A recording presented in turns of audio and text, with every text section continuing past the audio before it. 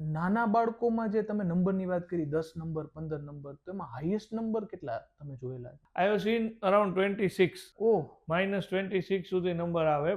The problem is not highest number કેટલા જોયેલા છે. પ્રોબ્લેમ ઇઝ કે કોવિડ પછીના ટાઈમમાં અથવા રિસેન્ટ ટાઈમમાં નંબર આવવાનું પ્રમાણ ખૂબ વધી ગયું છે. સ્પેશિયલી માઇનસ વાળા નંબર, જેને માયોપિયા કહેવાય છે, ઓકે. એનું પ્રમાણ ખૂબ વધી ગયું છે. અને આ નંબર આવે ને આ નંબર વધતા જાય એનું પ્રમાણ પણ ખૂબ વધતું જાય છે. ઓકે. એટલે there is a lot of myopia and there is a lot of progressive myopia કે which goes on increasing. આના ઘણા બધા રિસ્ક ફેક્ટર્સ છે, જીનેટિક ફેક્ટર્સ છે.